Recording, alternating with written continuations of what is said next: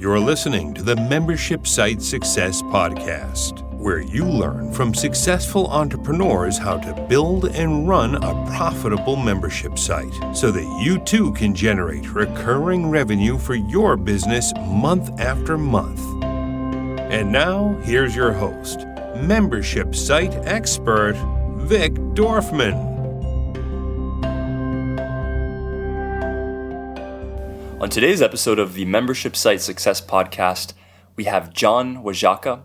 And John Oszajca is the founder of musicmarketingmanifesto.com. Now, first of all, John used to be a professional musician. Actually, you could say that he was a rock star, a serial rock star at that, because he had several bands. He was signed to one of the biggest, or maybe the biggest, recording contract in history in the US. And what John found was that the recording industry and the music business isn't really the best way to make a living. And so he sort of set out to become an entrepreneur, and he had entrepreneurial aspirations already. And I met John through a mutual friend of ours whom I actually met in Nicaragua when I quit my job and left the US and kind of went on this soul-searching journey. And while I was in Nicaragua, I was actually reading the 4-Hour Workweek. Somebody had suggested it to me. I had just quit my career as a singer. And I thought, wow, you can start a business that makes money for you on autopilot? Holy crap. So I'm sitting, at a bar, and I'm talking to this guy, and I said, hey, have you read the 4-Hour Workweek? And he said, yeah. And we started talking, and we sort of became friends. And when I moved to Thailand, I found out that he's actually based in Thailand. So he and I have been in touch, and he helped introduce me to John, who is not an easy man to reach. So we are very lucky to have him today on Membership Site Success Podcast to talk about the business of music, the business of business, and a little touch of life as well. Enjoy. We could just jump right in, basically. Usually the first question that I ask guests is, how did you get into online entrepreneurship, which is kind of a cool thing to do in life. But actually before that, you were doing something really, really cool. One of the reasons actually why I wanted to have you on the show is because I was a professional musician, and you might make some money, or you might, remain a pauper for your best years. How was it for you in the music world? How'd that go? Well, to be honest, at least financially, things went pretty well. I had my rough years, like most musicians. You don't make a lot of money for a very long time unless you sort of get very lucky. And I did get very lucky. I had that big record deal, and this was back when there were still big record deals to have. But certainly, in my younger years, I had, I was absolutely broke. I can remember before that record deal walking around with holes in my shoes, and I literally had my pillowcase. I remember kind of ended up just falling apart, and I had no money to get another pillowcase, and dental problems and all kinds of stuff, because I was putting everything into just sort of my social life and trying to sort of elevate myself to that next level. In Hollywood, all these sort of superficial things kind of really seemed to matter, and that's where I was putting all my energy, and it paid off. I ended up landing what at least the trade paper said was the largest new artist recording contract in history. And this is back in 1999. I was a 25-year-old guy. And I got a very lucrative record deal and publishing deal that went along with that. And, it looked like I was set to be the next big thing. I was signed to Interscope Records. I had Jimmy Iovine as my A&R rep. He's the CEO of the company. Big deal if you know the names or know names in the music industry, and everything looked good. But at the end of the day, I won't bore you with the details, but record came out, didn't sell enough copies, and as so often the case, I was dropped. Stuck with it, ended up landing another deal and putting out another record through Warner Brothers, then finally with an independent label. But each time the album did worse than the album before, and the writing sort of seemed to be on the wall. It was just the universe was not. The universe seemed to be saying that these things were all just heading in one direction, and it wasn't the one that I wanted to go in. And the people who aren't privy to the music world's inner workings, basically, when you get a record deal, no matter how lucrative it is, it's basically a debt that you pay off with the prospect of future sales for a record. Is that right? Right.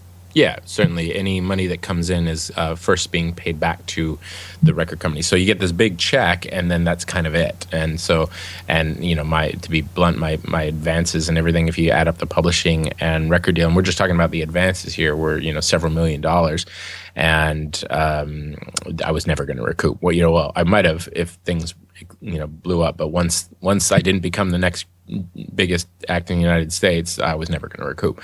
Got signed to Universal for between Interscope and Warner Brothers, and it was kind of ridiculous because Universal owns Interscope, but they function as different companies. But I got signed to them, and then as I got closer to the release, I don't know, some shuffling around, and the record got dropped, and then signed again to Warner Brothers, and then finally on an independent label.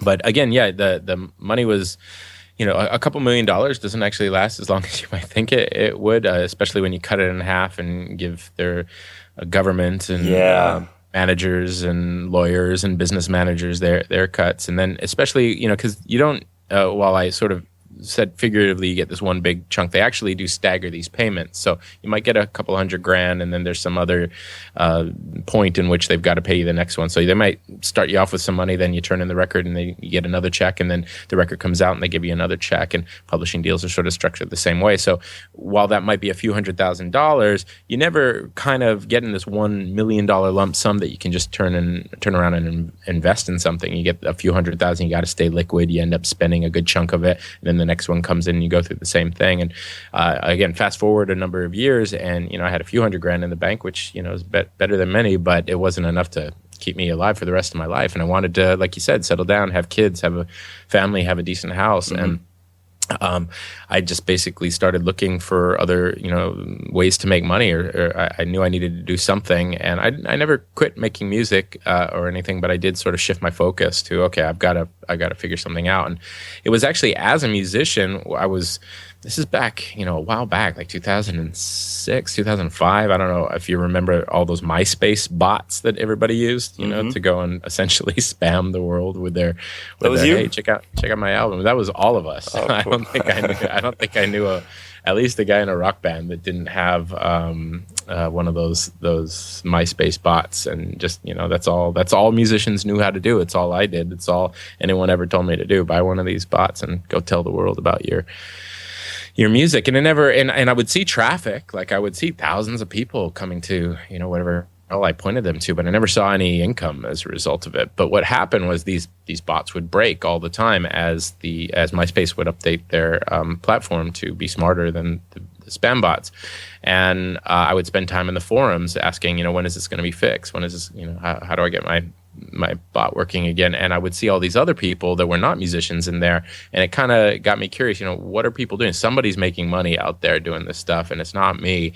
And it just got me curious about this world of online business. And so I ended up, one night, late at night, I saw some shiny red headline, promising that if I bought a course for a couple $100, they'd teach me how to make millions of dollars in my sleep with little to no effort. And I bought the course. It was a paid advertising-based course. I stayed up all night and followed all the steps, plugged everything in, and spent $10 on Google AdWords, and woke up the next morning, and lo and behold, I had sold an ebook. It was just a $20 cookbook of all things that I found on ClickBank.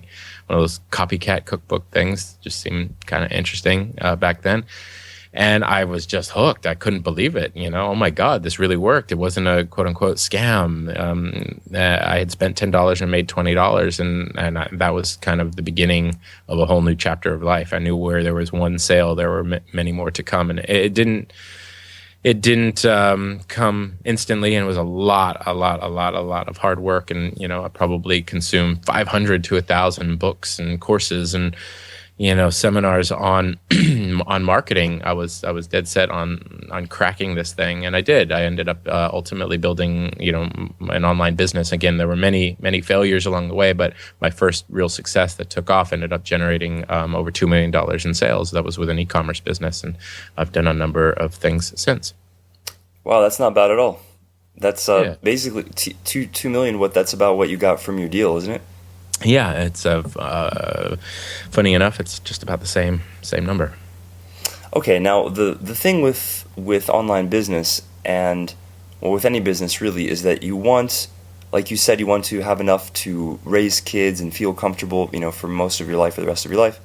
So, and the ostensible topic of this show is recurring revenue. So, how did you sort of get into the idea that, well, look, I need to generate money not just now, but sort of month after month at a reasonably consistent rate, and what role has that played in changing the direction of your business from one-off sales maybe to a more recurring model?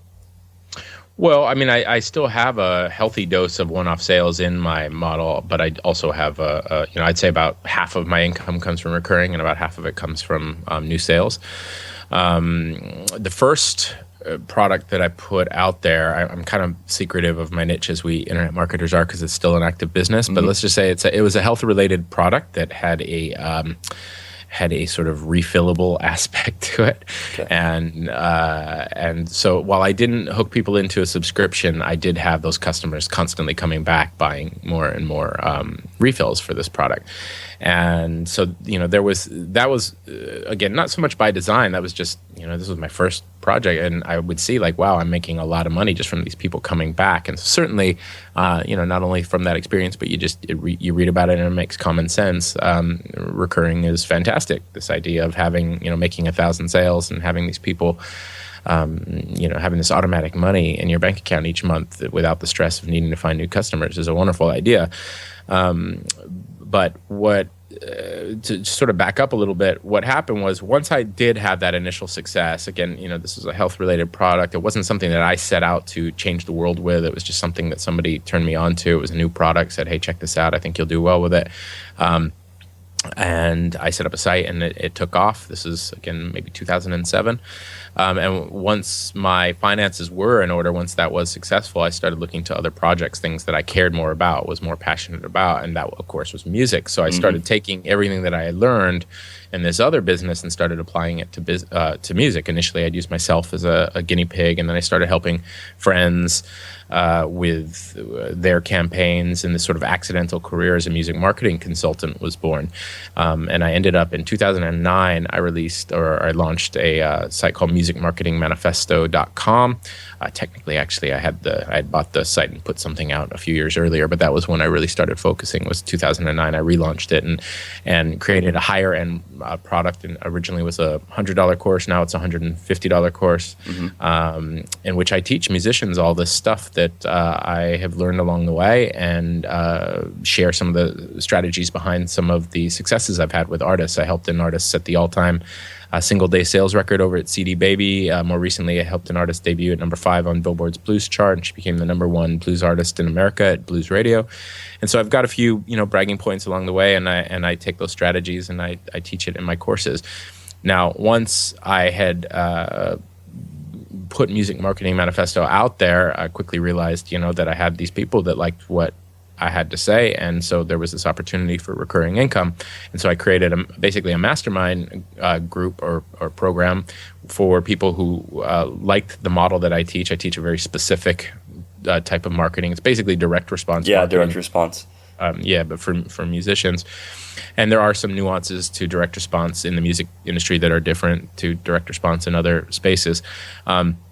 So I created this mastermind group for people that want to continue learning, basically new strategies, new plays for their playbook that could complement that more broader strategy in my primary course. And so that's called the Music Marketing Insider Circle.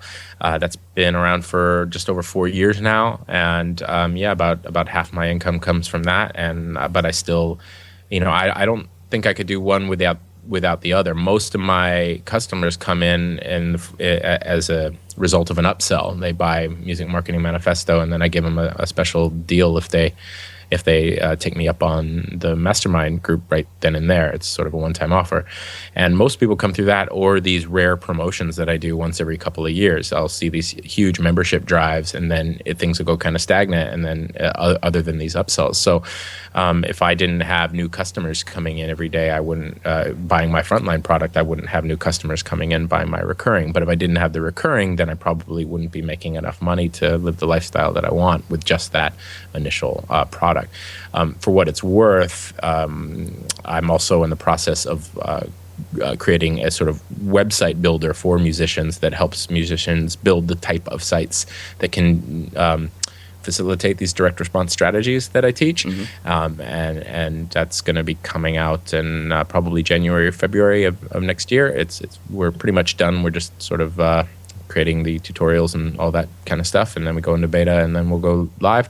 But that's obviously going to be completely recurring based, and I'm fairly excited about that, as it'll be more of a traditional service that is solely based on the recurring model, as opposed to the education-based thing, which I think has a shorter life cycle, a shorter membership stick rate than something like a website.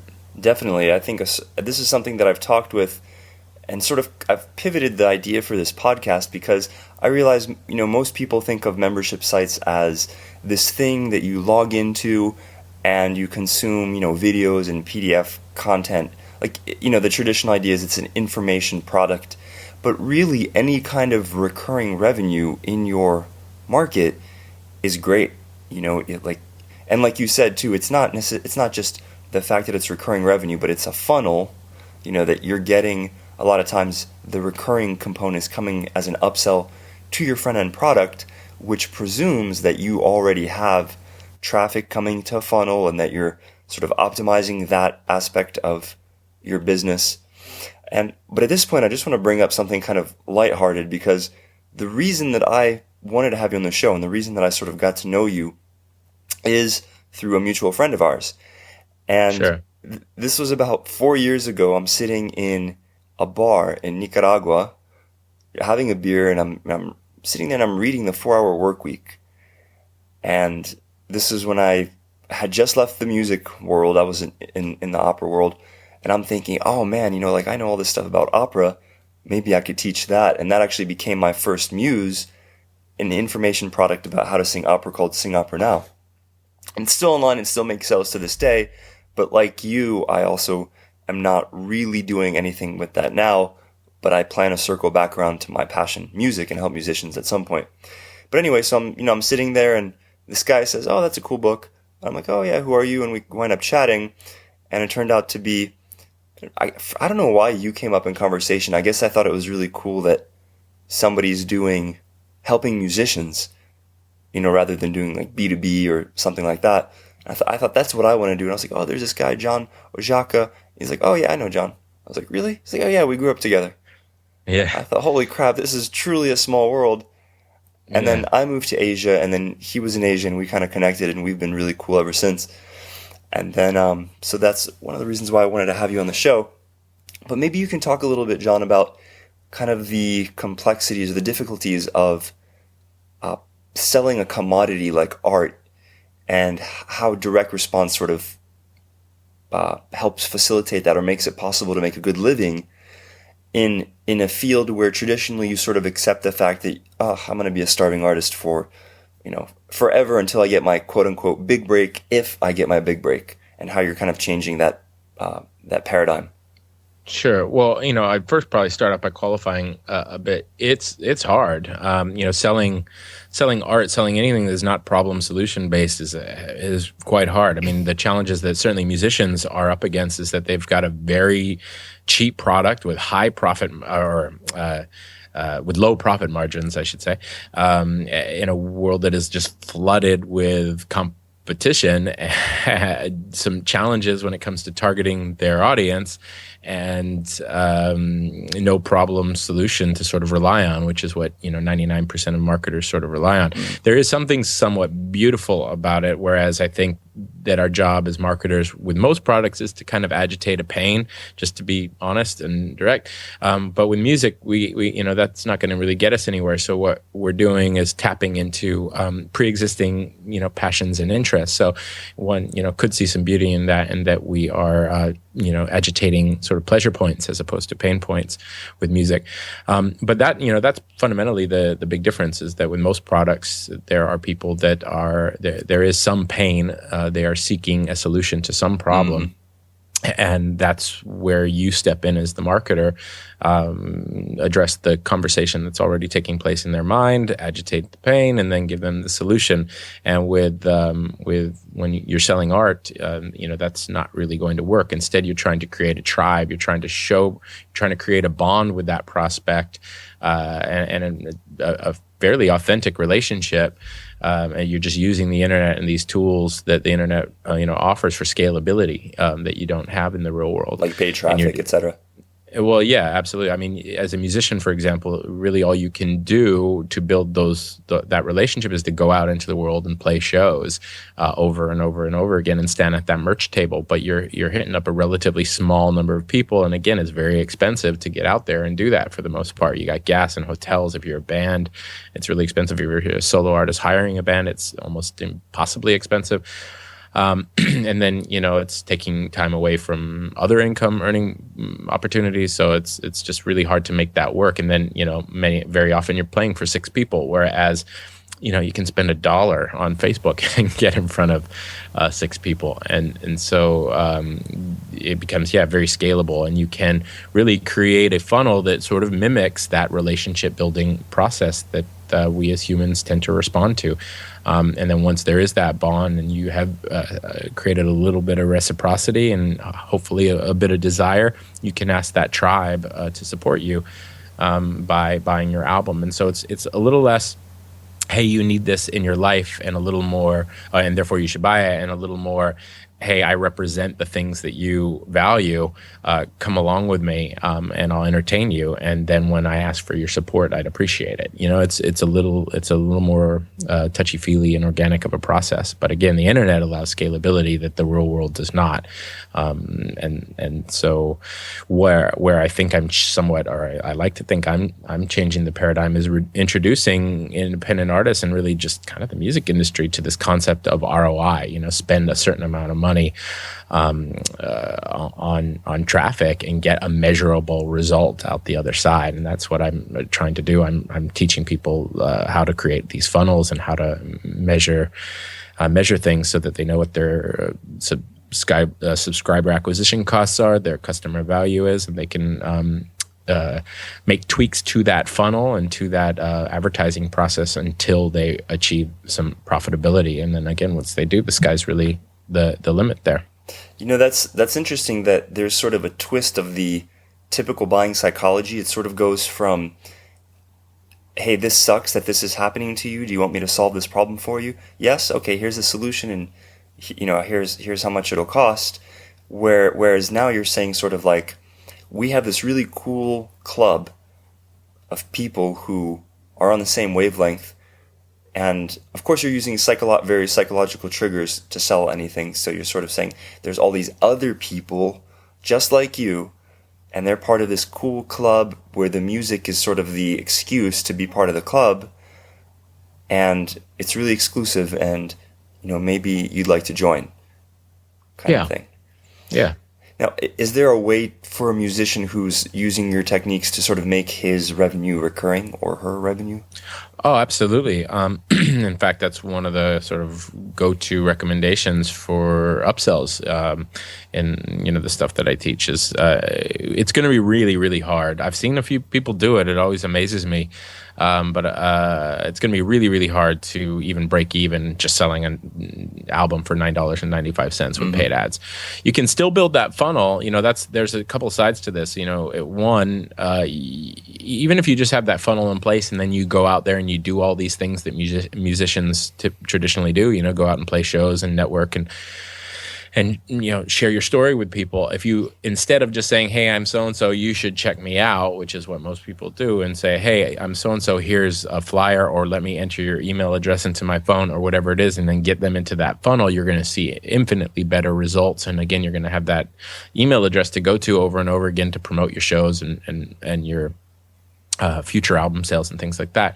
So even if you don't get into paid advertising, you can still dramatically increase your results by just having that funnel in place. But if you do, it's going to be really, really hard to break even or generate any kind of significant amount of money selling a $10 album. So you really do need that upsell in place. You need to be looking at this as you're feeding this tribe, this fan base, so that you can go to that base over and over again and ask for support in the form of, ticket sales, in the form of album sales, in the form of special events like house concerts. And the sky's the limit. But at the very least, I think, maybe you're not a touring artist. Maybe you just kind of want to keep yourself alive as a musician and stay relevant. But maybe you do have kids and a family and you don't want to be on the road and pursuing it full time.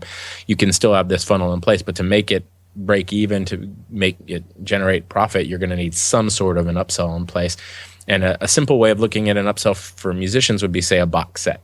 Something where you've got 5 albums for the I don't know, for $30 or something like that. The idea usually with the upsell is you take the same psychology that led to that initial sale, and then I don't want to say use it against the prospect, because that implies something sort of sinister. But if a person has bought, basically what has taken place in their mind is that they've said, yes, for all the reasons that you've put forth, I agree that your 10 songs are worth $10, so your songs are worth $1 a piece. And now if you then on that thank you page offer them 60 songs for $30, just to make the math easy, in order to say no, they have to kind of work against the very logic that led to that purchase in the first place. And very often we don't want to do that. So we go, well, I just agreed that 10 songs were worth $10, so surely 60 songs is worth $30. I might as well just grab the whole thing now while I've got my credit card out.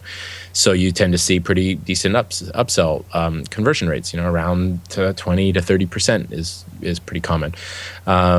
So another way of going about that, instead of a traditional box set, is with a membership site. And you could do that monthly. Music, again, it doesn't have this high assumed value that many products do, especially in a world where we can get it for free in most instances on our Spotify app, or through your pirating site of your choice.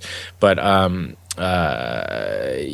if you create this cool and interactive and password protected sort of membership site, you really can create something special and unique. And I like the idea of charging something minimal, something like, rather than trying to go after a $4 a monthly payment, go after a $30 a year kind of subscription fee, where it keeps some of the pressure off of you to have to constantly be doing something. You don't have this deadline every month. I got to be remembering to put something in there. You just need to be providing a lot of value over the course of a year, and you can do anything from live live internet concerts to releasing special digital tracks. You can take all those archives that all of us have as musicians, all those old weird photographs and demo tapes and all this stuff, and create a pretty cool place for fans to hang out and check out stuff that you don't necessarily want out there in the marketplace, and even stuff that wouldn't have a commercial value. You can make a video that's not available on YouTube. That video in itself wouldn't have necessarily any commercial value, but it might be immensely valuable to that fan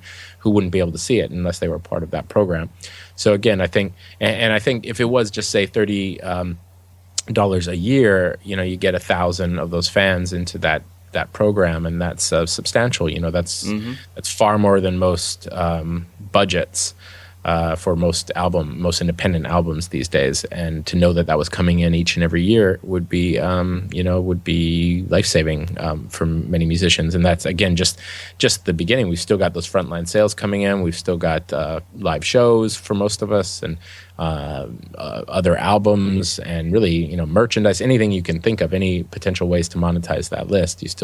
You can still do that. Music licensing is another huge revenue service, but I love the idea of a membership site for musicians to keep some level of consistency coming in and affecting your bottom line each year. You got me kind of thinking of Picasso, because he was unique in that during his lifetime he was one of the few artists who was actually rich while he was alive. Right. And I'm sure you've heard the popular anecdote of him being in a restaurant and a waitress approaches him and asks him, Sure, sir, can you? I'm such a big fan. Could you please sketch me? And he declines. She says, "No, please. I'm really such a huge fan. I would just love it so much if you would sketch me." And so he flips over a napkin and he really quickly sketches her and sketches her something. And she takes it and says, "Wow, this is the most beautiful thing I've ever seen." And he tells her, something like that'll be, $5,000 or however much he said. And she was all taken aback and chagrined. She said, "What do you mean that took you 5 minutes?" She said, "Madam, that took me a whole lifetime." Yeah. And people don't Awesome. appreciate how difficult it is to be a musician. I mean, it sucks. It's one of the hardest. Musicians are some of the hardest working, people in the world. I think it's a very technical profession. You spend a lot of time just honing these little technical details. But the question that I'm leading to with that is there a way as a musician to sort of take this perceived commodity and position yourself as a premium sort of musician, I guess you could say, that charges, astronomical rates for in-house concerts and, astronomical rates for membership to his or her community?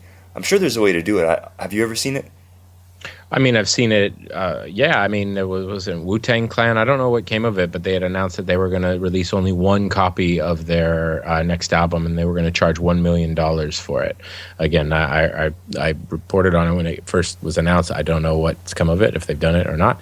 But there's a fantastic example of doing exactly what you just described. I mean, the key here, obviously, is that you need to be able to create that demand. If you're just some guy in his bedroom who really hasn't earned that large fan base, or maybe you've created a fan base through online marketing, but it's a tentative fan base. You've got people's attention, but they don't really know you because you're not out there in the world performing and making a big difference, and you're going to have a hard time charging higher ticket items. Somebody just sent me a press release the other day of they were going to put out an album and release it on iTunes, but make the album available exclusively on their website for $500. I don't know what will come of that. But again, it's going to be in direct relationship to the amount of demand that you have. Take an artist like Amanda Palmer. Are you familiar with her? Mm-hmm. Yeah, she's been making waves for a couple of years now, and she's really, as far as I'm concerned, the most impressive example of a musician utilizing all of these strategies. I don't know how conscious she is of it. I don't know if it's instinctive or something she's quite calculated about. Don't know her personally, but she's good at it. Whatever she's doing, and she set the record a while back with her Kickstarter campaign, bringing in $1.1 million in support, and that was from about 25,000 backers, which is a big number, but it's not an insurmountable number, especially when we compare it to these national acts that might sell 500,000 copies or something like that of their albums. And she had everything from donate $1 all the way up to I think there were some $10,000 packages. I can't recall exactly what the bonuses were on that particular campaign, but I remember in some previous ones where she also did well, doing things like loading up her old iPhone with some exclusive videos and tracks, and charging $1,000 for that old iPhone. Wow. And things, and people took them. I think there were 5. It was the whole band had done it or something like that, and people were excited to do it. I think she was doing things like painting people's portraits and having dinner with them or something for $10,000, or on the new or the most recent, that $1.1 million campaign. There's a lot of ways, but again, you got to create. There's no way to sort of. I don't think that there's a way to trick people into it. You're not going to just suddenly be a guy coming out of nowhere, and then because you've got some unique idea of charging a lot of money for something, that people are going to do it because you really need emails. You need to go out there and touch people and change lives and really make an impact, and then when you do, I think yes, absolutely, there are people who will pay all kinds of money, especially if you have a big enough fan base. You're going to have some rich guys in there for whom money is not an object, and if one of those happens to be one of those diehard fans of yours, people will pay all kinds of money for all kinds of things, and it just needs to make sense. But yeah, it can be done. And now, have you seen any of the musicians that you've worked with sort of offer services to their fan base that they could charge for on a recurring basis? Let's say like a commitment for a yearly private concert at a chateau in France, or that's actually a cool idea. No, to be honest, I haven't seen a ton of it. I've had, I don't even know how many, more than 5,000 people come through the doors of MMM over the last few years. And I only get a certain amount of people, bothering to write in and tell me exactly how things went. Most people that I'm hearing from are sort of still focused on selling that frontline product. Maybe they've got a box set as an upsell. I don't hear too many reports, and nothing is actually coming to mind in terms of specific results or numbers to share when it comes to recurring. I know there are people doing it.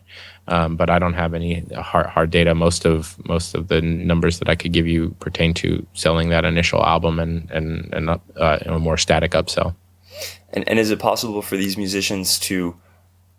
Because actually, I thought for myself, I'm a singer-songwriter, and my plan is to sort of make it big in the business world, and then sort of live the rest of my life, writing my music, and maybe at some point sell it too. Because it's kind of a shame if your music's any good to just keep it to yourself. You want to share it. That's kind of part of the love of it. And I thought, well, but then again, you don't want to spend all your time like touring. Maybe, you're starting a family. Are there musicians who don't do any live performances, but, just from the comfort of their own home studios, I should say, are doing well? I certainly hear from people that are making income. I don't know that anyone's reported in here's exactly how much money that I've made this year, but I definitely know there are musicians who are not touring and doing well with these strategies, selling albums and seeing their fan base grow.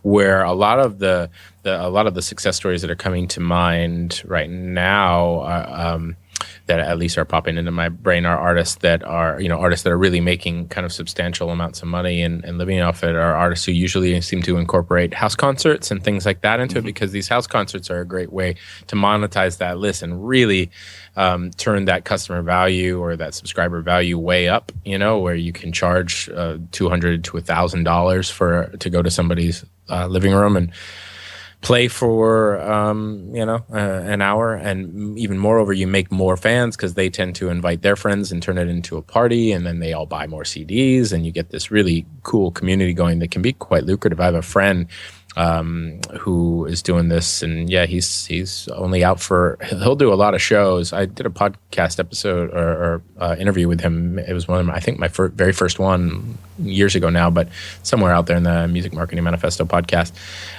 where we talk about house concerts. And he's going, and I think it's 3 months out of the year he's touring right now, and he's making, I think, a 6-figure income, if I'm not mistaken. But he'll cram quite a few concerts into each day. Go to somebody's house, rock up, play, hang for an hour, and then go to the next one. And he's quite strategic about it, but he's making really good money. And so you definitely can be making really good money. But it's gonna be, you got to think in relation to how much you're paying. Even if you're paying $1 per subscriber, and even if you had a 10% sales conversion rate, which would be very, very high, you're still just breaking even. So you've got to get some additional income in there. And even if you have a box set and 20 or 30% of those people are buying a $30 box set as an upsell, your profit margins are still, you're gonna have to have a lot of sales to be making 6 figures. And so it really, where things really kick into high gear is when you start introducing these higher ticket items, I think, into the equation. And to my mind, the best example of that is simply a house concert. If you're not the kind of musician who wants to do that, you can just do live shows.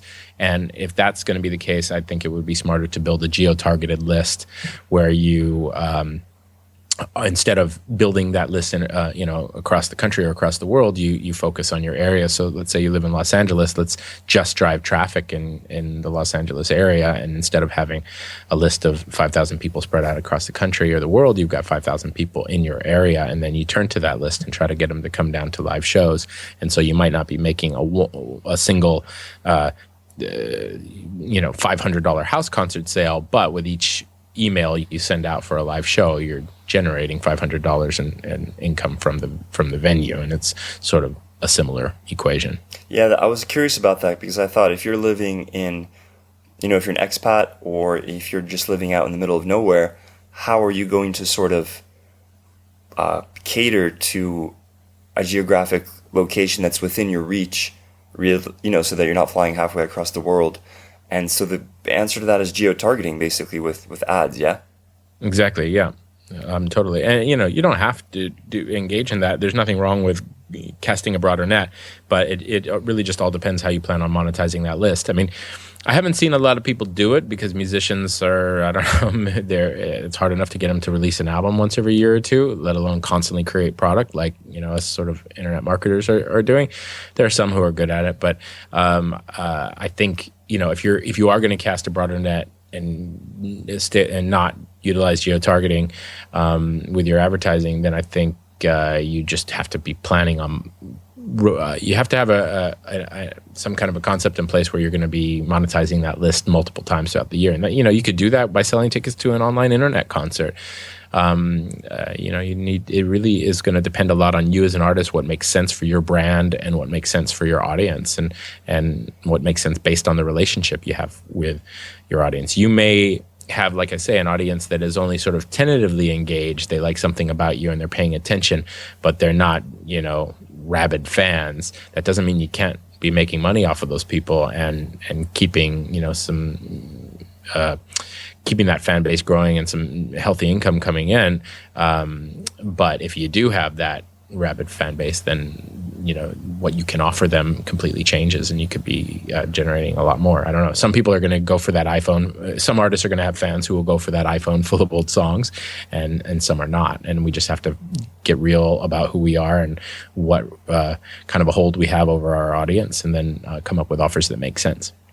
One of the things that I'm sort of, hearing from what you're saying and inferring is that even though music is kind of a commodity and it's not as easy to sell as something, for example, like a B2B sale where it's very clear to the business that, look, we need a website, so we're going to hire a web designer. Even though that's, the case, if you're sort of creative and you understand marketing, you can do well, which sort of implies that as a musician, and I can think of one person in particular right now, a lot of musicians really just balk at the idea that they have to learn that marketing stuff. Like, almost like there's this sort of, just among artists in general, that there's this sort of, I guess you can call it snobbiness, or just maybe ignorance, you could say might be a better word, around the fact that today, in 2015 and beyond, you have to learn how to market yourself, because you cannot rely on a record company to do it for you. You couldn't rely on them to do it for you in the past. Or even if they did, you couldn't rely on the record sales to sort of repay the debt that you'd taken out. So if I hear you right, basically, as an artist, it's your responsibility to learn how to market yourself properly. Otherwise, people aren't going to buy from you. They're not going to hear or consume your art.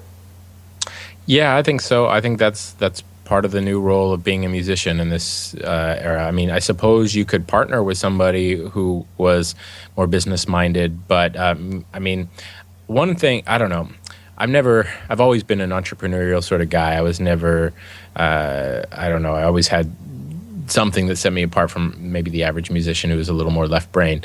And I've always been a little bit cynical about what is an attitude amongst many musicians, I think you're sort of, touching on. And there is this kind of, I don't know.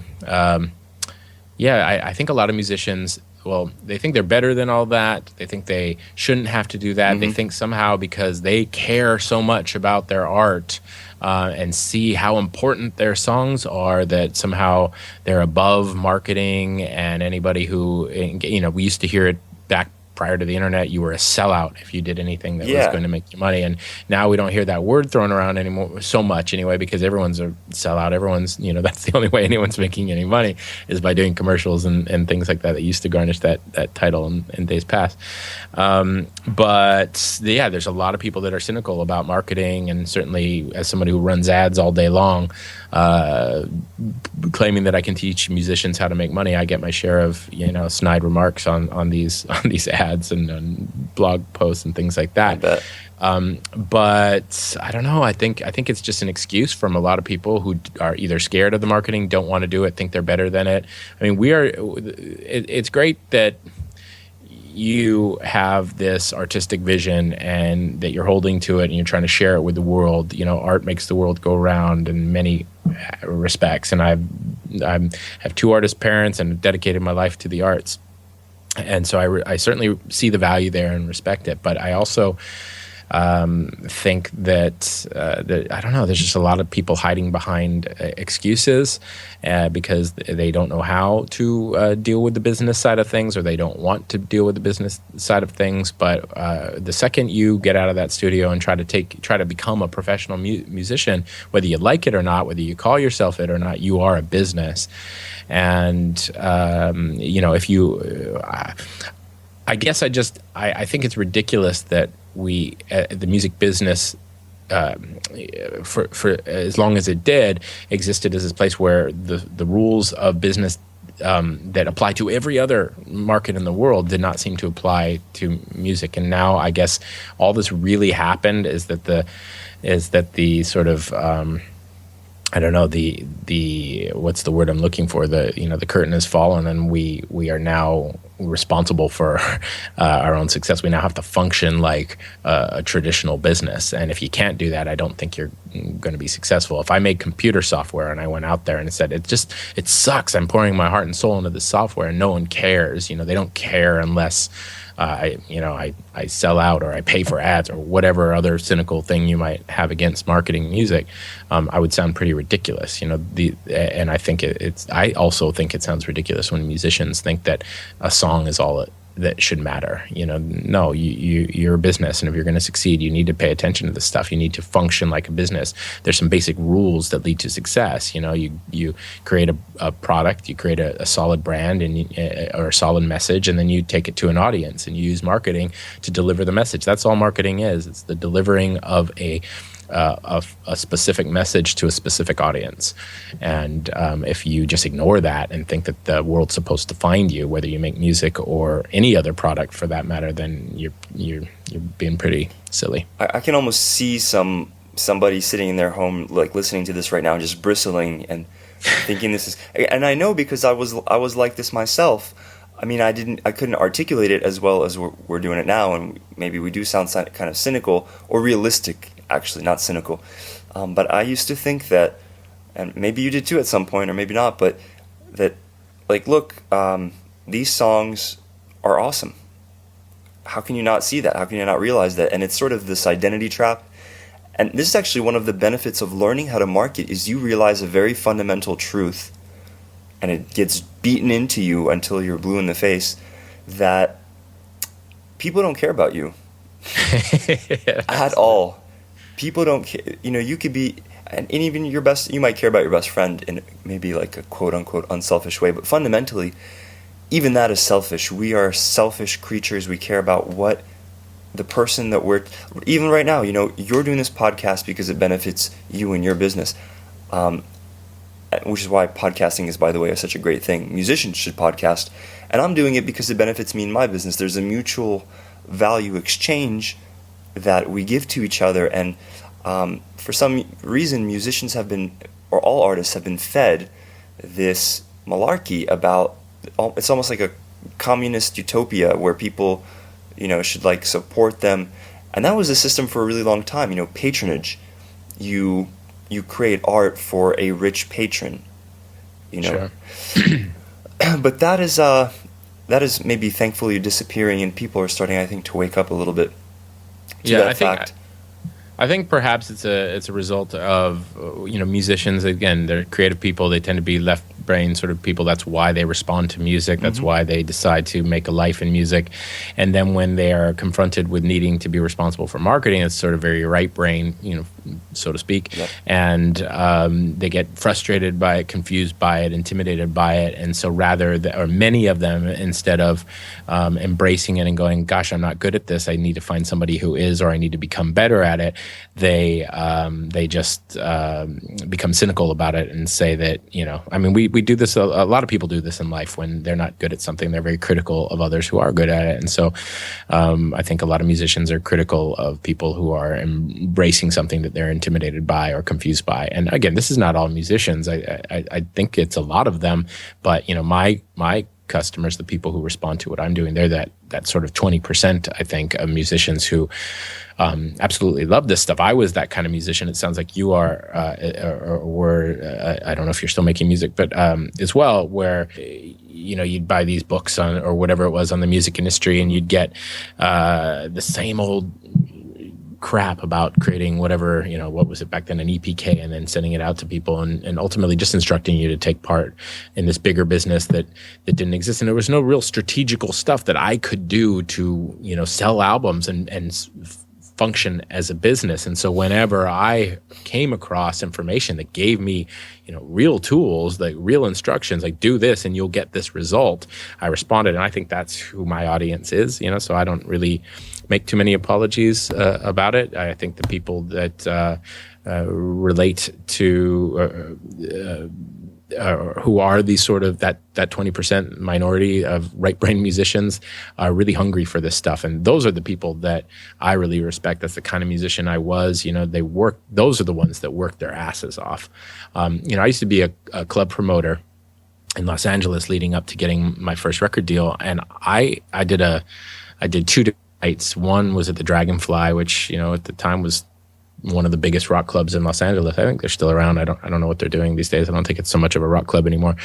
And one at a place that's no longer there called Goldfingers. And I did that for a couple of years. And I can probably count on one hand the number of times somebody came down to shake my hand and just say, hey, I'm so-and-so. I sent you a package and I'd love to play the venue. People would send off packages. I'd get those all the time, but the amount of work that people put in was pretty minimal. And there were people who did it, and those people, they were really working it hard.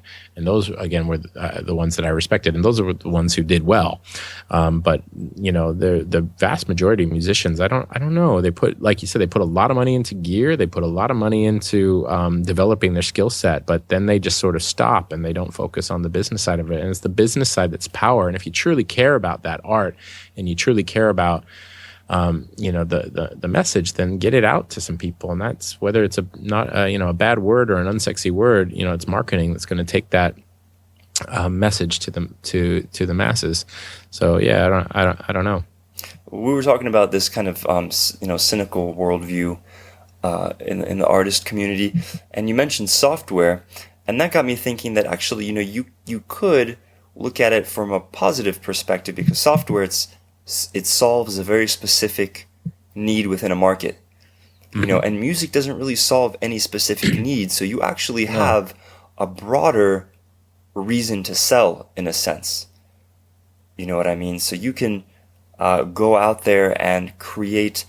You can't generate demand necessarily, but you can get in touch with people who already want to feel kind of the emotional experience that you are promising, and that sense of belonging.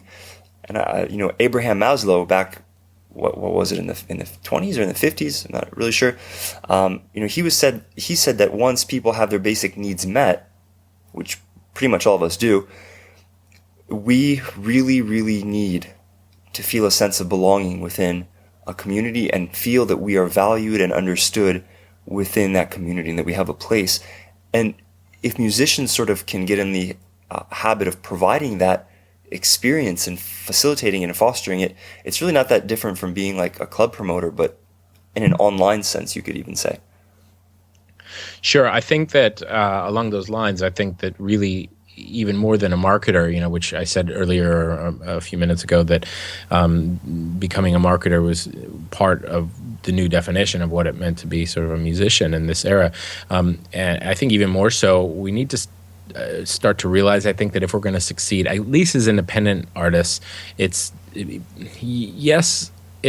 in many respects, a good song is tied directly into our potential success. But at least as far as the longevity of our careers go, both as independent and mainstream, artists, I think that people aren't responding to just our songs. There are a lot of good songs out there.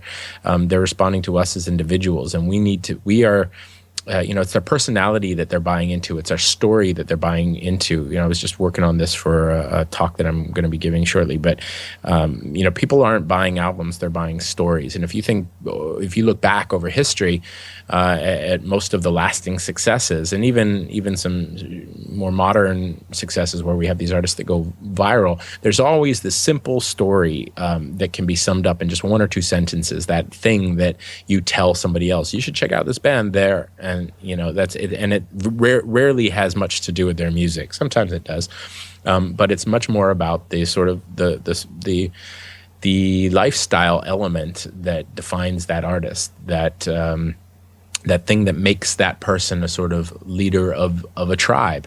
And you're right, we all want to be part of something, and that's what our music does. It galvanizes people. It helps even just sort of reaffirm to our own minds, who we are as people. We look at our record collections and our movie collections and and our favorite books, and we say, this is what I stand for, and we grab onto others that express those values that we aspire to have in our own lives. And that's your job, particularly as an independent artist. We're creating channels, not just songs. We're creating a channel, and if we can create an engaging channel and keep people glued into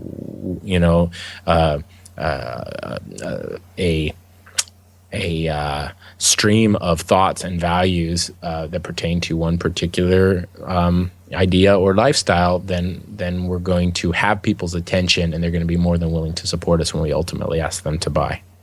Man, I have so many questions, just even from a selfish point of view, that I would love to ask you. But we've been going pretty long, so I don't want to abuse your time or the listeners' attention. Sure. Maybe you could give sort of a fair... Actually, that was a good one already, but maybe you could sort of give a few words of wisdom to the artists out there of any craft, be it dancing, music, painting, whatever, who wants to do well in their lives financially. They don't want... They're rejecting the starving artist paradigm. They're saying, no, that's not for me, but they still want to do what they do. Maybe you could give some words of wisdom to those people who are getting started. Well, I don't know if this completely applies to just musicians, and I know obviously your audience is made up of probably a lot of people who are not musicians, and yes. I think this applies to everybody. I think one of the biggest realizations, and it's something that continues to come into focus as the years go by, and I have more and more sort of successes in my online life, is that there's really no shortcuts. I think we learn this internet stuff. People sell books and courses, and myself included, and everybody, based on suggesting that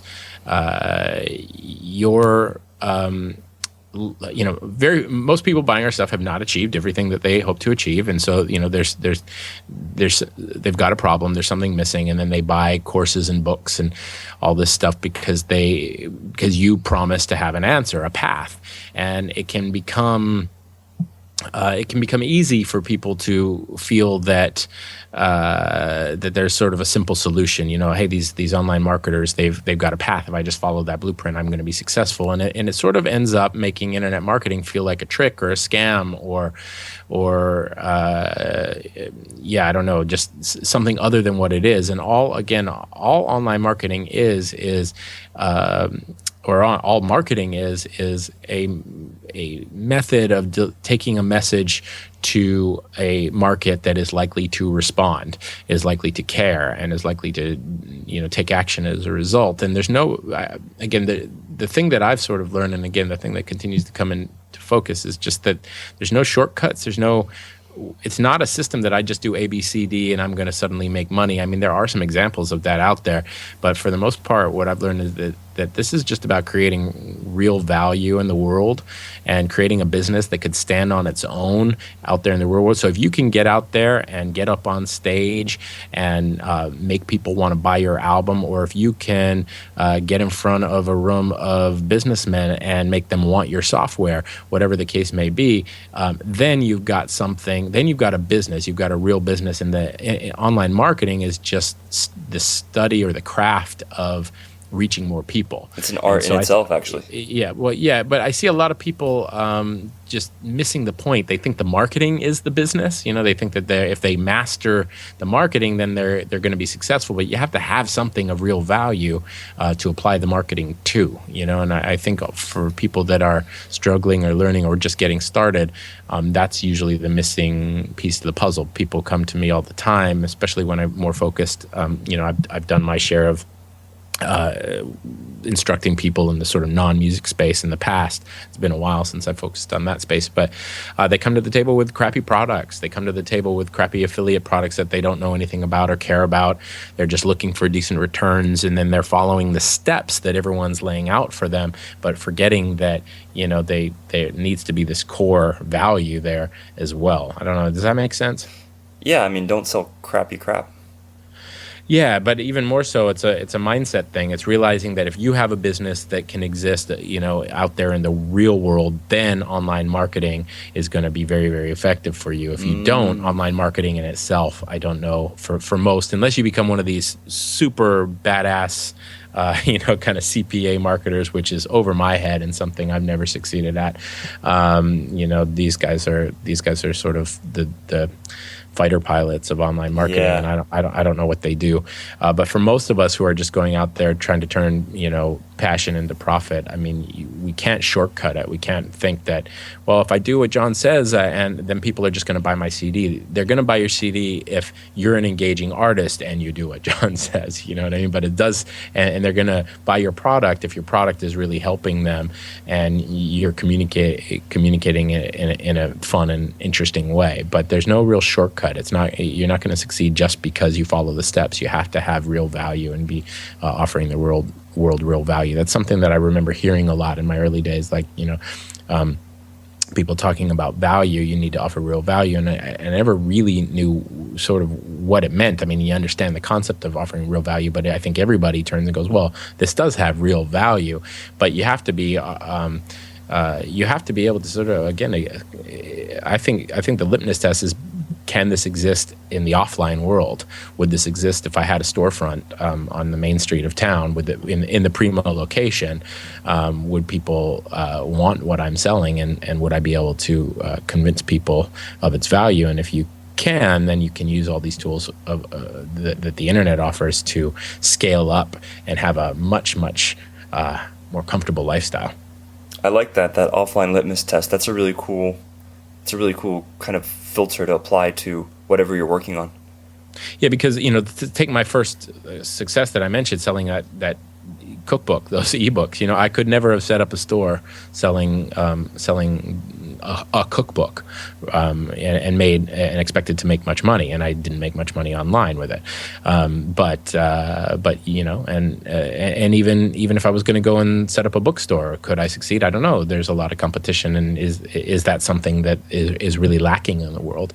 But by contrast, and while it's not a bookstore, you take the record store economy. You have record stores, you know, they're all but gone around the world, or at least the United States, and yet you have the amoebas of the world flourishing because they've created something new and of real value that was lacking. Yeah. And I think that's what needs to be in place. I think there's, again, just too many people trying to shortcut it, and I see 90% of the online marketers, when I take a look at what they're doing, I'm just bored. It's not of real value, or they're not communicating it in a way that is capturing my attention in a new way.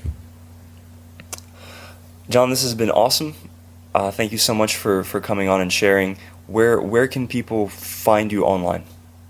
You can go to musicmarketingmanifesto.com. I suggest anyone who is a musician and interested in this stuff sign up for the Music Marketing Blueprint. It's a free video there that will give you a pretty detailed overview of the entire process that I sort of teach and recommend musicians follow. And of course, there's contact information there and social media links and all that stuff. So if anyone's interested, find me at musicmarketingmanifesto.com.